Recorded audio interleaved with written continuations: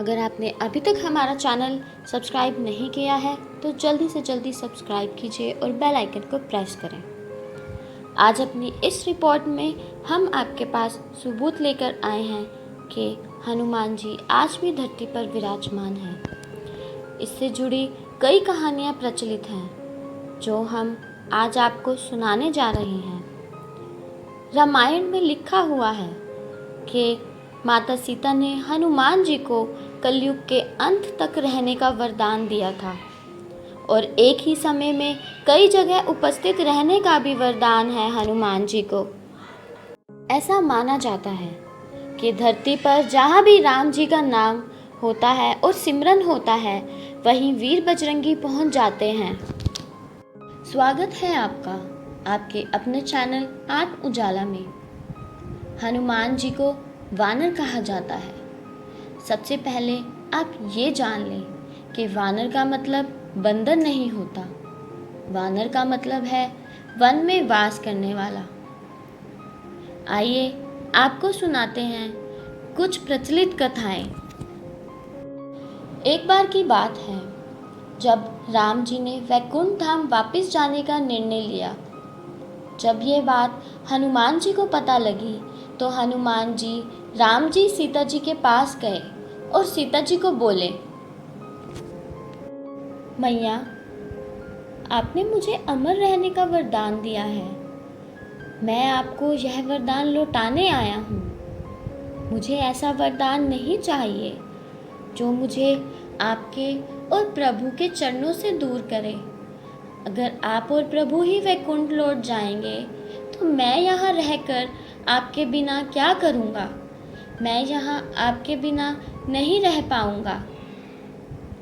तब राम जी बोले, हनुमान, जो आया है उसे जाना है। इसी का नाम काल चक्र है और सीते का वरदान केवल तुम्हारे लिए नहीं है, इस संसार के कल्याण के लिए है।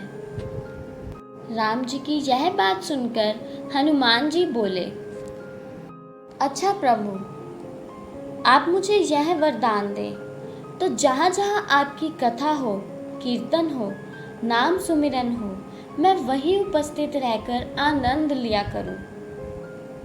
तब राम जी ने हनुमान जी को वरदान दिया कि इस धरती पर जहाँ भी मेरी चर्चा होगी, मेरा सुमिरन होगा तथा कथा इत्यादि होगी, वहाँ तुम विराजमान होंगे।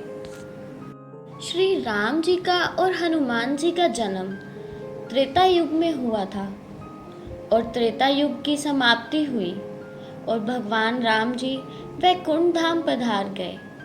इस बात से दुखी हनुमान जी भी अयोध्या से दक्षिण भारत की ओर गए और उन्होंने यह निश्चय किया कि अब वो जंगलों में ही रहेंगे।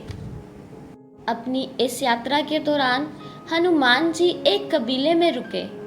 उस कबीले के लोगों ने हनुमान जी की खूब सेवा की। उनकी सेवा भावना से प्रसन्न होकर हनुमान जी ने उन्हें आत्मज्ञान दिया। आत्मज्ञान वो दिव्य ज्ञान है जिससे आपको अपने वर्तमान, भविष्य और भूत का ज्ञान हो जाता है और पता चल जाता है कि आपका पिछला जन्म क्या था और आगे आने वाला जन्म क्या होगा। इस कबीले के लोगों ने हनुमान जी से अनुरोध किया कि वो समय समय पर आकर उनकी आने वाली पीढ़ियों को भी यह ज्ञान दें। हनुमान जी ने इस कबीले के लोगों को यह वचन दिया कि हर 31 साल में वह यह ज्ञान देने उनके कबीले में आएंगे। बहुत सालों तक इस कबीले के बारे में किसी को नहीं पता था, लेकिन कुछ सालों पहले विदेश के वैज्ञानिकों ने इस कबीले को ढूंढ निकाला। माना जाता है कि आज भी इस कबीले के लोगों के पास हनुमान जी आते हैं। उस कबीले के लोगों ने बताया कि हर 31 साल के बाद एक वानर रूपी आदमी आता है। उस कबीले के पास से कुछ संस्कृत भाषा में लिखे पत्र भी मिले हैं। पूरी दुनिया से कटकर रहने के बाद भी उस कबीले के लोगों की बुद्धि किसी संत से कम नहीं है। उस कबीले के लोगों ने यह भी बताया है कि हनुमान जी ने उनके पूर्वजों को एक मंत्र भी दिया था और कहा था कि उस मंत्र को जब भी पढ़ोगे तो मैं रोशनी से भी तेज गति में प्रकट हो जाऊंगा।